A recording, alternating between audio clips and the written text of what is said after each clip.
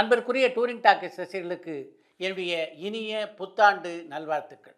இந்த புத்தாண்டிலே நீங்கள் எல்லா வளமும் நலமும் பெற வேண்டும் என்று எல்லாம் வல்ல அந்த இறைவனை வேண்டுகிறேன். நன்றி, வணக்கம்.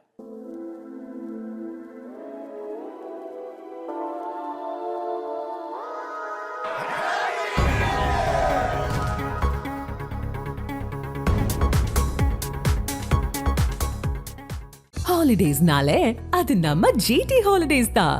GT Holidays, South India's #1 travel brand. You know you are special when you're with GT Holidays.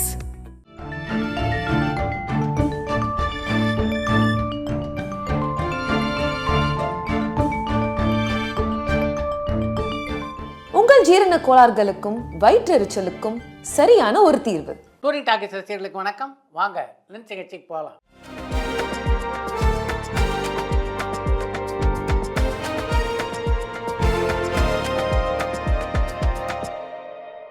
என்னம்மா முதல் கேள்வி? விடாமுயற்சி படத்தோட ஃபர்ஸ்ட் சிங்கிள் எப்படி இருக்குன்னு சரவணன் காஞ்சிபுரத்துல இருந்து கேட்டிருக்காங்க. விடாமுயற்சி திரைப்படத்தினுடைய முதல் பாடல் மிகச்சிறப்பாக அமைந்திருப்பதால் தான் ரசிகர்கள் அந்த அளவுக்கு அந்த பாடலை கொண்டாடி கொண்டிருக்கிறார். சிவகார்த்திகேயன் பார்த்தோம்னா வெள்ள நிவாரண நிதி கொடுக்குறாரு, இன்னொரு பக்கம் செஸ் சாம்பியனை கூப்பிட்டு பாராட்டுறாரு. இந்த மாதிரியான விஷயங்கள் பண்றது எல்லாமே நல்லா தான் இருக்கு. ஆனா அதை வச்சு அவர் தன்னைத்தானே ப்ரொமோஷன் பண்ணிக்கிறாரோ அப்படின்னு தோணுது. இதை பத்தி உங்களோட கருத்து என்னன்னு சாத்தூர்ல இருந்து ரவிக்குமார் கேட்டிருக்காங்க. உங்களுடைய பார்வையில தான் ஏதோ ஒரு குறைபாடு இருப்பதாக நான் நினைக்கிறேன். சிவகார்த்திகேயன் ஒரு செஸ் சாம்பியனை பாராட்டுறாருன்னா அது பத்திரிகை செய்தி ஆகாதா? சிவகார்த்திகேயன் அந்த நிகழ்ச்சியை விளம்பரப்படுத்திக்கிறதுனால அவருடைய திரை வாழ்க்கையில் என்ன மாறுதலை அது உண்டு பண்ணும் அப்படின்னு நீங்கள் நினைக்கிறீங்க? இன்றைக்கு ஊடகத்தினுடைய வலிமை மிகப்பெரியது. அதே மாதிரி எல்லா செய்திகளும் ஊடகங்களே மிகப்பெரிய செய்தியாகின்ற சூழ்நிலை தான் இன்றைக்கு இருக்குது. அதன் காரணமாகத்தான் திரை நட்சத்திரங்கள் செய்கின்ற சின்ன சின்ன காரியங்கள் கூட பத்திரிகைகள்லையும் வலைதளங்கள்லையும் மிகப்பெரிய அளவிலே பிரசுரமாகின்றன. ஸ்லம்டாக் மில்லியனர் படத்துக்கு லீட் ரோலுக்கான வாய்ஸை எஸ்டிஆர் தான் டப்பிங் கொடுத்திருக்காரான்னு லிவிங்ஸ்டன் கேஜிஎஃப்ல இருந்து கேட்டிருக்காங்க. ஸ்லம்டாக் மில்லியனர் படத்திலே நடித்திருந்த தேவ் பட்டேலுக்கு குரல் கொடுத்திருந்தவர் சிம்பு அப்படின்றது உண்மைதான். டைரக்டர் ஹரி எப்போ சாமி மாதிரி இன்னொரு பயங்கரமான மூவியை கொடுப்பாருன்னு விக்னேஷ் கேட்டிருக்காங்க. சாமி படத்தை போல ஒரு மிகச்சிறந்த வெற்றி படத்தை கொடுக்கணும் அப்படின்றது தான் இப்போது ஹரியினுடைய எண்ணமாக இருக்கிறது. அதற்காகத்தான் தினமும் இரவு பகலாக உழைத்து கொண்டிருக்கிறார் ஹரி. ஒரு படத்தோட சிங்கர், லிரிசிஸ்ட் இவங்களுக்குலாம் சம்பளம் கொடுக்கறது யாரு? அந்த படத்தோட மியூசிக் டைரக்டரா இல்ல ப்ரொடியூசரானு யுவன் கனடால இருந்து கேட்டிருக்காங்க. பெரும்பாலும் பின்னணி பாடல்களுக்கு தயாரிப்பாளர்கள் தான் சம்பளம் கொடுப்பாங்க. ஆனால் ஒரு சில இசையமைப்பாளர்களை பொறுத்த வரைக்கும் மொத்த இசையுமே அவங்க கான்ட்ராக்டாக எடுத்துக்கிறாங்க. பாடல்களை பதிவு செய்வதற்கான செலவு, பின்னணி இசை சேர்ப்பதற்கான செலவு எல்லாத்தையும் சேர்த்து ஒரு கான்ட்ராக்டாக தயாரிப்பாளரிடமிருந்து பேசி பெற்று விடுகிறார்கள். அது போன்ற இசையமைப்பாளர் மட்டும் அவங்க தான் பின்னணி பாடல்களுக்கு பணம் கொடுப்பாங்க. தளபதி விஜய் கிட்ட நேர்ல பேசின அனுபவம் இருக்கான்னு தினேஷ் கேட்டிருக்காங்க. விஜயை பலமுறை சந்தித்து பேசக்கூடிய வாய்ப்பு எனக்கு கிடைத்திருக்கிறது. அதில் என்னுடைய நினைவில் நிற்கக்கூடிய இரு சந்திப்புகள்னா, ஒன்று பாஸ்கரன் திரைப்படத்தினுடைய வெளியீட்டுக்கு பின்னாலே நான் அவரை சந்தித்த போது அந்த படத்திலே சிறப்பாக நான் நடித்திருந்ததாக அவர் என்னை பாராட்டியது. இரண்டாவதாக என் நினைவிலே உள்ள சந்திப்பு பாரதி ராஜாவுடைய வீட்டில் நடைபெற்ற ஒரு விருந்து நிகழ்ச்சியிலே விஜய் கலந்து கொண்டார். அந்த விருந்தில் ஏறக்குறைய 2 மணி நேரம் இருந்தார் அவர். அதனால் நீண்ட நேரம் அவரோடு பேசக்கூடிய வாய்ப்பு அன்றைக்கு எனக்கு கிடைத்தது. பாலாவோட இன்னொரு முகம் இப்பதான் தெரிய வருது. பொதுவா கோவம் இருக்கிற இடத்துல தான் குணம் இருக்கும்னு சொல்லுவாங்க. அதே மாதிரி தான் பாலாவும் போல. அவரை பத்தி உங்களோட கருத்து என்னன்னு விக்னேஷ் கேட்டிருக்காங்க. கோபம் இருக்கிற இடத்துல தான் குணம் இருக்கும் அப்படின்ற பழமொழி பாலாவினுடைய அந்த நேர்காணல் மூலம் நிரூபணமாயிருக்கு அப்படின்னு சொல்ல வரீங்களா? லப்பர் பந்து மூவி டைரக்டரோட அடுத்த படம் எதுன்னு சரவணன் காஞ்சிபுரத்துல இருந்து கேட்டிருக்காங்க. லப்பர் பந்து படத்துடைய இயக்குனரான தமிழரசன் பச்சமுத்து அடுத்து இயக்க இருக்கின்ற படத்துடைய கதாநாயகன் தனுஷ். பிரபுவோட மகன் விக்ரம் பிரபு இப்ப ஏதாவது படத்துல நடிக்கிறாரா? அவரு தொடர்ந்து படம் நடிச்சாதானே அப்படி ஃபீல்ல நிக்க முடியும். இதை பத்தி உங்களோட கருத்து என்னன்னு கோவை புதூர்ல இருந்து பாபு கேட்டிருக்காங்க. இப்போது 2 படங்களில் நடித்துக் கொண்டிருக்கிறார் விக்ரம் பிரபு. இந்த 2 திரைப்படங்களுமே அடுத்த ஆண்டு வெளிவரும் அப்படின்னு நினைக்கிறேன். தேவர் மகன் படத்துல கிளைமேக்ஸ் சீக்வன்ஸை எங்க வச்சு எடுத்தாங்க? முக்கியமா அந்த டெம்பிள் ஷாட் எல்லாமே ஒரிஜினலா கோவில்ல வச்சு எடுத்தது தானான்னு ரஃபி கேட்டிருக்காங்க. தேவர்மான் படத்திலே அந்த கோவில் சம்பந்தப்பட்ட காட்சிகளை எல்லாம் செட்டு போட்டு தான் அவங்க படமாக்கிறாங்க. தேவர்மான் படத்துடைய படப்பிடிப்பு பெரும்பாலும் நடைபெற்ற இடம்னா அது பொள்ளாச்சி. உங்களோட சூரசம்ஹாரம் படத்துல கேப்டன் ராஜுன்னு ஒரு மலையாள நடிகரை நடிக்க வச்சிருப்பீங்க. அது மட்டும் இல்லாம உங்களோட ஜல்லிக்கட்டு, சின்னப்பதாஸ் போன்ற படங்கள்லயும் அவர் நடிச்சிருக்காரு. சூரசம்ஹாரம் படத்துல அவர் நடிச்ச சீக்வன்ஸ் எல்லாத்துக்குமே டெல்லி கணேஷ் தான் டப்பிங் கொடுத்திருப்பாரு. ஆனா அவரோட வாய்ஸ் கொஞ்சம் கூட செட் ஆகாத மாதிரி இருக்கு. ஏன் டெல்லி கணேஷ் நீங்க சூஸ் பண்ணீங்கன்னு கேரளால இருந்து ஜெயராஜ் கேட்டிருக்காங்க. என்னுடைய தயாரிப்பில் கேப்டன் ராஜ் நடித்த முதல் திரைப்படம் ஜல்லிக்கட்டு. அந்த படத்துடைய படப்பிடிப்பின் போது அந்த அளவுக்கு இனிமையாக எல்லோருடனும் பழகினார் கேப்டன் ராஜ்.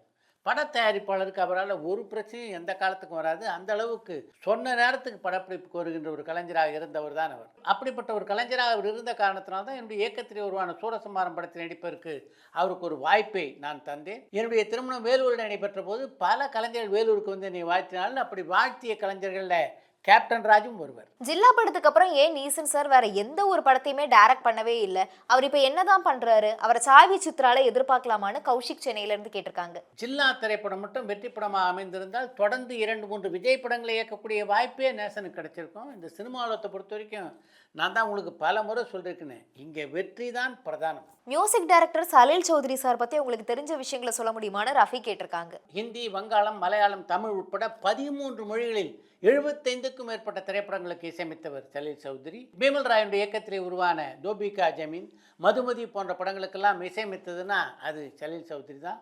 மலையாள பட உலகினரால் இன்று வரை கொண்டாடப்படுகின்ற படமான செம்மீன் படத்துக்கும் இசை அவர் தான். பாலுமந்திரனுடைய இயக்கத்திலே உருவான முதல் திரைப்படமான கோகிலா சலீல் சௌத்ரியுடைய இசையிலே தான் உருவானது. கேஜே ஜேசுதாஸ் இப்ப இந்தியால இருக்காரா இல்ல அமெரிக்கால இருக்காரா? அவரை சாவி சித்ரால எதிர்பார்க்கலாமான்னு கோவை புதூர்ல இருந்து பாபு கேட்டிருக்காங்க. கேஜே யேசுதாஸை தொடர்பு கொள்ளத்தான் நான் பல மாதங்களாக முயற்சி செய்து கொண்டிருக்கிறேன். அவருடைய தொடர்பு கிடைத்தவுடன் நிச்சயமாக சாவி சித்ரா நேர்காணலிலே அவர் இடம்பெறுவார். சித்தா மாதிரியான விமன் சேஃப்டி, முக்கியமா சைல்ட் சேஃப்டி பத்தின படத்துல நடிச்சவர் தான் சித்தார்த். அவரை பொறுத்தளவுல நிறைய சோஷியல் இஷ்யூஸ்க்கு குரல் கொடுப்பாரு. அவர் மட்டும் இல்ல, பிரகாஷ் ராஜுமே வந்துட்டு நிறைய விஷயங்களுக்கு குரல் கொடுக்கக்கூடிய ஒருத்தரா இருக்காரு. மணிப்பூர், பொள்ளாச்சி இங்கெல்லாம் ஒரு பிரச்சனை நடந்த போது இவங்க குரல் கொடுத்தாங்க. ஆனா இப்ப தமிழ்நாட்டுல நடந்திருக்கிற விஷயத்துக்கு இவங்க யாருமே வாய்ஸ் ரைஸ் பண்ணவே இல்லை. இது தற்செயலா நடந்த ஒரு விஷயமா இல்ல இதுக்கு பின்னாடி கள்ள மௌனம் தான் இருக்கா? அப்படி கள்ள மௌனம் தான் இருக்குன்னா ஏன் மீடியால தன்னை ஒரு சமூக பொறுப்பு இருக்கக்கூடிய ஒரு ஆளா இவங்க காட்டிக்கிறாங்கன்னு மதிஷாந்த் ஸ்ரீலங்கால இருந்து கேட்டிருக்காங்க. சமூகத்தில் நடக்கின்ற எல்லா பிரச்சனைகளுக்கும் நடிகர்கள் எல்லோரும் குரல் கொடுக்கணும் அப்படின்னு எதிர்பார்க்கறது சரியான போக்கு இல்லை அப்படின்றது என்னுடைய எண்ணம். காதல் படத்துக்கு மியூசிக் டைரக்டரா ஒர்க் பண்ண ஜோஷுவா இப்ப வேற எந்த படத்துக்கும் ஒர்க் பண்ணிக்கிட்டு இருக்காருன்னு நந்தகுமார் கேட்டிருக்காங்க. காதல் படத்தினுடைய இசையமைப்பாளரான ஜோஷுவா ஸ்ரீதர் இப்ப எந்த படத்துக்கும் இசையமைப்பதாக எனக்கு தெரியல.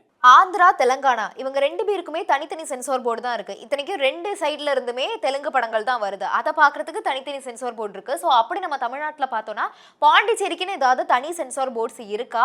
நம்ம தமிழ் லாங்குவேஜ் ஃபிலிம்ஸ் அவங்க ஒரு தடவை சென்சார் போட்டு பாக்குறாங்களா அப்படின்னு அஜய் கோயம்புத்தூர்ல இருந்து கேட்டிருக்காங்க. தமிழ் திரைப்படங்களை பொறுத்த வரைக்கும் அதற்கான தணிக்கை அலுவலகம்னா அது சென்னையில் மட்டும்தான் இருக்கு. பாண்டிச்சேரியிலாம் அதுக்கு கிளைகள்லாம் கிடையாது. பாண்டிச்சேரியிலே சில படங்களுடைய படப்பிடிப்பு நடைபெறுகிறது அப்படின்னாலும் பாண்டிச்சேரியில் பல படங்கள் உருவாவதாக சொல்ல முடியாது. உங்க இன்டர்வியூல பேசக்கூடிய ஒரு சில பேர் விஜயகாந்தை பத்தி பேசும்போது லைட்டா கண்ணீர் வந்து அழற மாதிரி பேசுறாங்க இல்லையா? அதை பார்க்கும்போது உண்மையிலேயே உங்களுக்கு எப்படி இருக்கும்? நீங்க என்ன ஃபீல் பண்ணுவீங்கன்னா அம்மாபேட்டில இருந்து சரவணன் கேட்டிருக்காங்க. சாவி சித்ரா நேர்காணலில் பங்கு பெறுகின்ற பல கலைஞர்கள் விஜயகாந்தை பற்றி பேசும்போதெல்லாம் கண் கலங்குவார்கள். அதை பார்க்கும்போதெல்லாம் எப்படிப்பட்ட ஒரு தாக்கத்தை எல்லோருடைய மனதிலும் அந்த மனிதர் ஏற்படுத்தியிருந்தால் இந்த அளவுக்கு அவங்க கண் கலங்குவாங்க என்று பலமுறை நான் சிந்தித்தது உண்டு. கலைப்புலி தானு இப்போ முதல் தடவையா ஒரு கன்னட படத்தை தயாரிச்சிருக்காரு. அந்த படத்துக்கு எந்த அளவுக்கு வரவேற்பு இருக்கு அண்ட் மேக்ஸ் படத்துக்கு தமிழ்நாட்டில் வரவேற்பு இருக்கான்னு ஜானி யாழ்ப்பாணத்துல இருந்து கேட்டிருக்காங்க. தன்னுடைய தயாரிப்பிலே உருவாகியுள்ள முதல் கன்னட படமான மேக்ஸ் திரைப்படம் மிகப்பெரிய வெற்றியை பெற்றிருப்பது உண்மைதான். அதன் காரணமாக தொடர்ந்து பல கன்னட படங்களை தயாரிப்பதற்கான வாய்ப்பு உள்ளது அப்படின்றதும் உண்மைதான். இந்த வருஷம் உங்களோட ரிசல்யூஷன் என்னன்னு விக்னேஷ் கேட்டிருக்காங்க. உங்களை மகிழ்ச்சிக்குள்ளாக்குகின்ற விதத்திலே பல புதிய நிகழ்ச்சிகளை அறிமுகப்படுத்தி டூரிங் டாக்கீஸை அடுத்த கட்டத்துக்கு எடுத்து செல்ல வேண்டும் என்பதுதான் இந்த ஆண்டினுடைய முதல் ரெசல்யூஷன்.